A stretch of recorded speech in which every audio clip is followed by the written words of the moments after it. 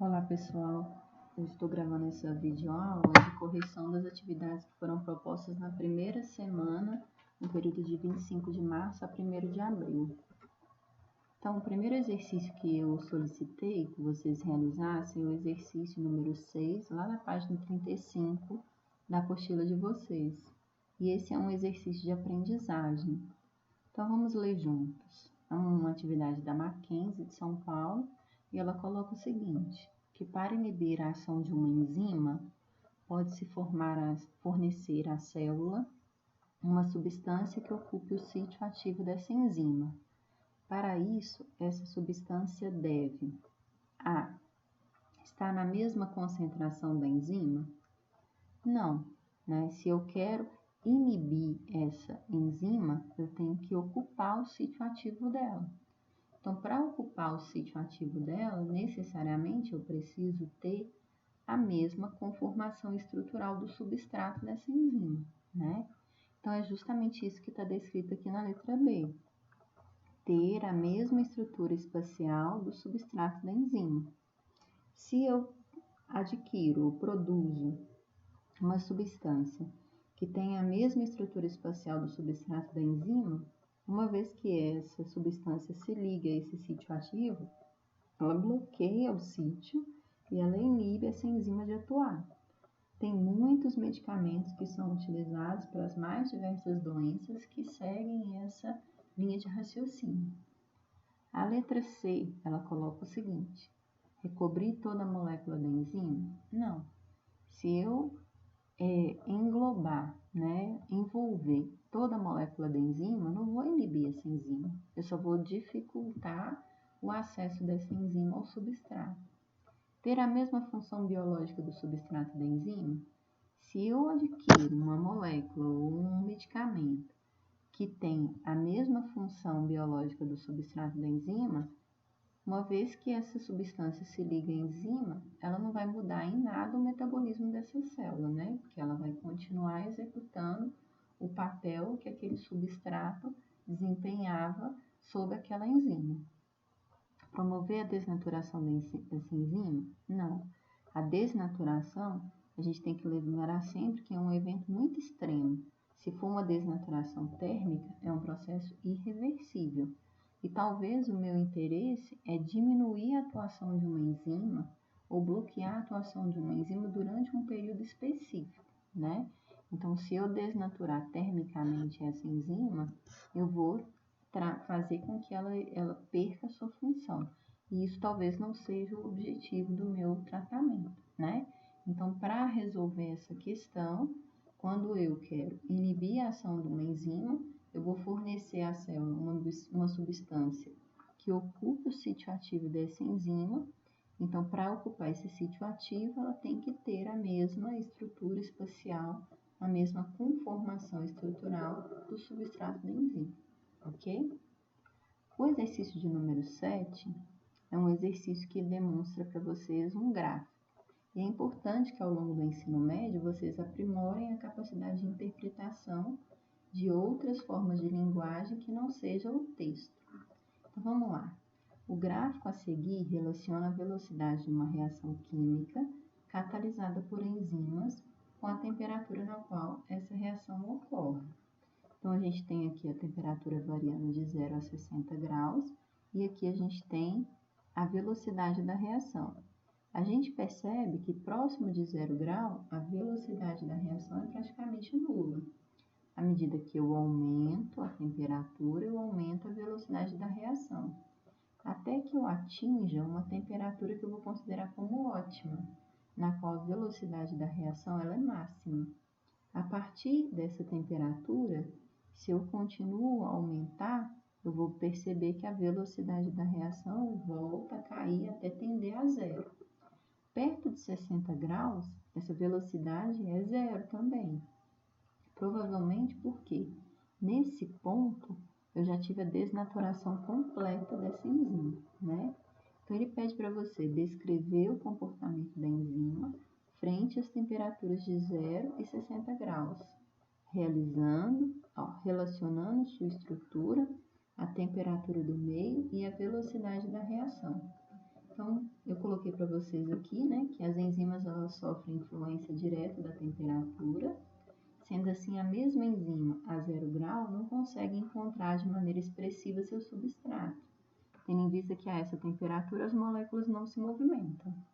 Já a temperatura de 60 graus Celsius, a enzima terá sofrido a desnaturação de forma irreversível, perdendo a capacidade catalisadora em decorrência da perda da organização estrutural, né?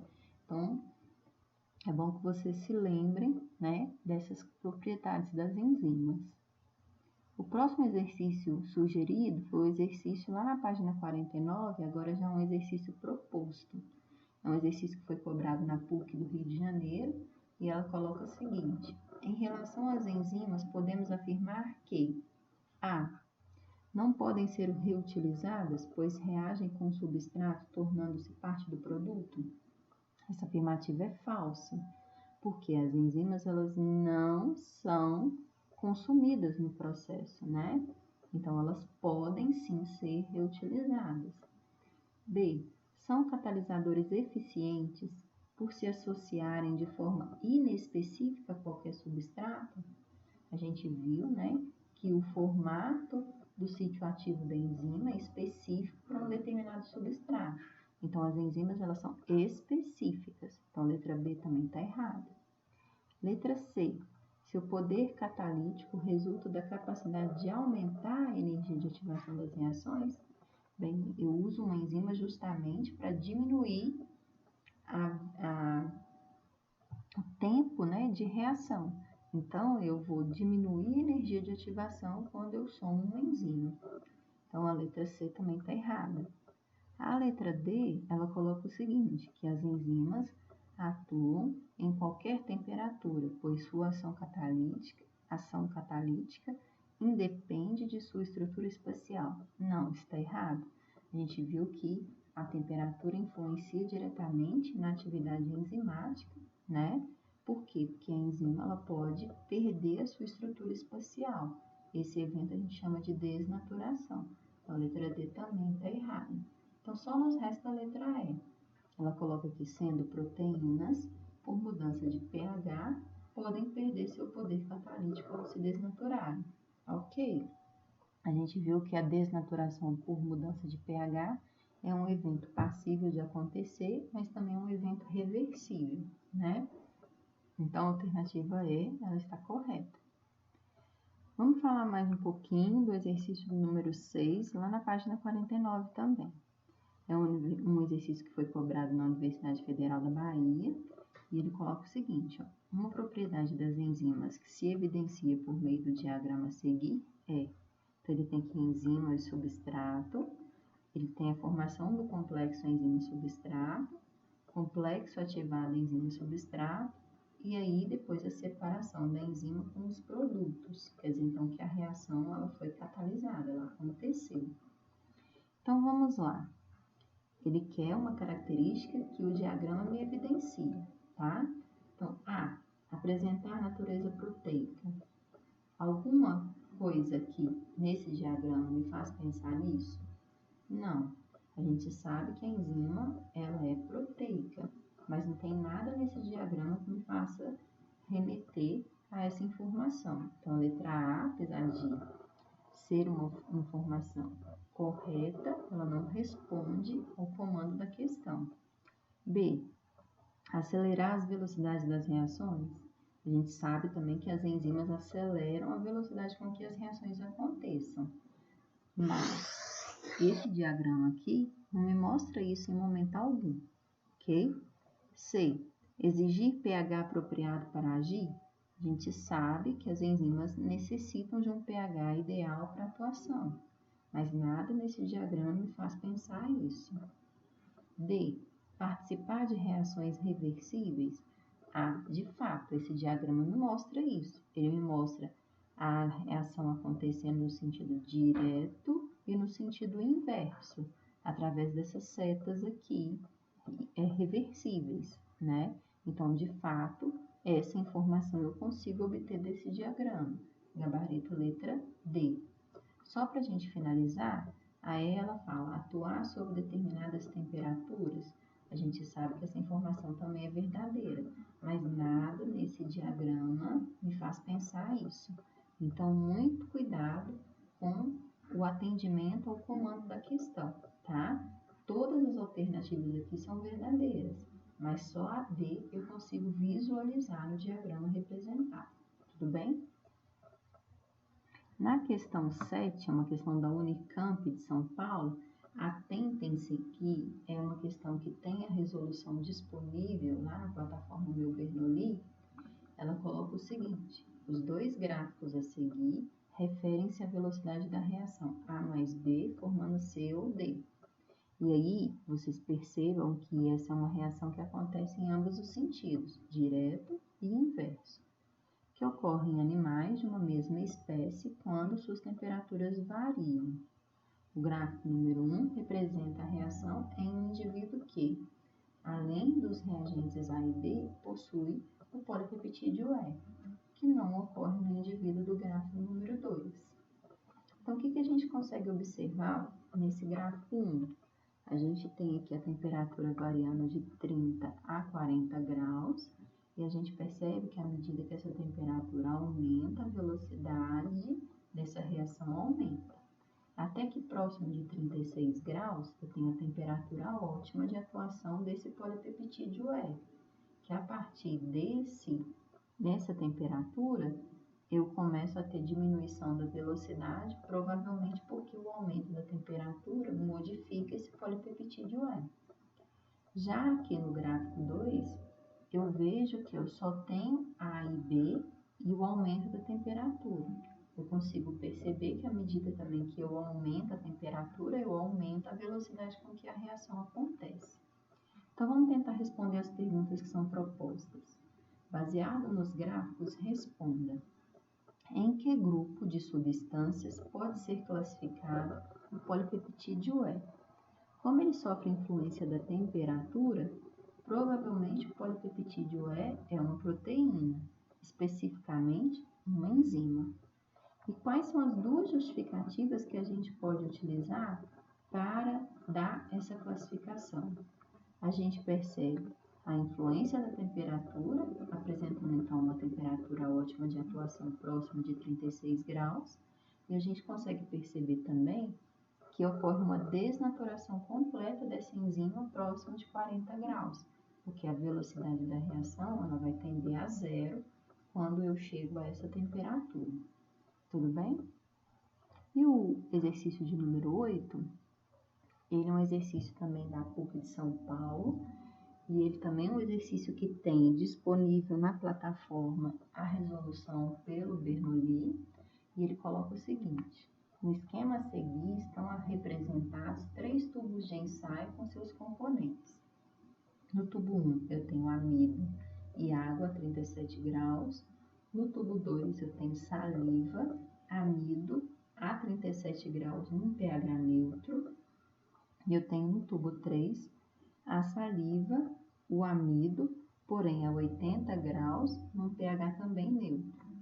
Considerando-se que o amido, em presença de Lugol, torna-se azul-violeta, que resultados serão esperados se adicionarmos a cada tubo algumas gotas de solução de Lugol? E por quê? Bem, no tubo 1 tem amido e água a 37 graus. Se eu somo aqui o Lugol vai reagir com o amido, vai revelar sua presença, transformando esse tubo aqui num tubo de coloração azul-violeta. No tubo 2, eu tenho saliva, amido a 37 graus num pH neutro. Nessas condições, provavelmente a amilase salivar presente aqui, ela vai atuar sobre o amido e vai degradar esse amido a moléculas de glicose. Então, se eu dei tempo suficiente para essa enzima da saliva atuar, quando eu somar as gotas de Lugol aqui, o Lugol não vai encontrar amido, porque eu não vou ter mais amido nessa solução, eu vou ter glicose, né, em abundância. No tubo 3, eu tenho saliva, amido, porém a 80 graus no pH neutro. Provavelmente no tubo 3, essa temperatura aqui, ela desnaturou todas as amilases salivares presentes na saliva. E se essa enzima está desnaturada, termicamente, esse é um processo irreversível, eu não vou conseguir degradar amido a glicose. Então, quando eu pingar as gotas de Lugol aqui, esse Lugol, ele vai encontrar o amido aqui que não foi digerido pela amilase salivar desnaturada. Então, esse tubo aqui também vai ficar azul-violeta. Tudo bem? E o último exercício proposto para vocês foi a seção Vai Lá e Faz, da página 35. Depois da execução desse experimento, são propostas 3 perguntas para resposta. Então, lá na questão 1, ele coloca o seguinte: em quais tubos houve a reação de desdobramento da água oxigenada? E explique por que houve esse desdobramento. Então, coloquei aqui para vocês, ó, os tubos 1 e 2 são tubos controle, enquanto os tubos 3, 4 e 5 são tubos testes. Nos tubos controle 1 e 2, não haverá desdobramento da água oxigenada, que é o desprendimento de bolhas de gás oxigênio, pois não há enzima catalase para favorecer a ocorrência da reação. No tubo 3, haverá o desdobramento da água oxigenada em decorrência da atuação da catalase presente no pedaço de fígado fresco. No tubo 4, poderá ou não ter desdobramento da água oxigenada. Caso a fervura tenha ocorrido por tempo representativo, todas as enzimas catalase terão desnaturado e, consequentemente, não haverá desdobramento da água oxigenada. Porém, se a fervura foi por curto período de tempo, observar-se-á menor desdobramento de água oxigenada se comparado ao tubo 3. Já no tubo 5, haverá muito desdobramento de água oxigenada, tendo em vista que a trituração com areia aumenta a superfície de contato do pedaço de fígado fresco, aumentando a disponibilidade da enzima, para a reação, ok? Então, com essa resposta aqui, eu acabo respondendo todas as 3 perguntas, Então, vamos lá. Em qual dos tubos a reação de desdobramento na água oxigenada foi mais intensa? No tubo 5, porque a trituração aumenta a superfície de contato, aumentando assim a disponibilidade enzimática. E explique a diferença dos resultados obtidos entre os tubos 3 e 4. No tubo 3, eu tenho fígado fresco, e aí eu vou ter desdobramento em decorrência da reação da catalase com água oxigenada. No tubo 4, eu vou ter a catalase desnaturada, então a tendência é ter um desdobramento menor dessa água oxigenada, tendendo a 0, dependendo do tempo que eu deixei esse fígado cozinhando. Tudo bem? Ok, pessoal, eu espero ter conseguido atender as dúvidas de vocês. Eu continuo à disposição, caso vocês queiram me mandar alguma solicitação de dúvida ou resposta de exercícios lá através do e-mail que foi criado para a turma de vocês, Por que a gente está pedindo essa via de comunicação? Que assim os colegas conseguem ver, as mensagens que foram enviadas e conseguem também ter acesso às resoluções dos exercícios. Até a próxima, então.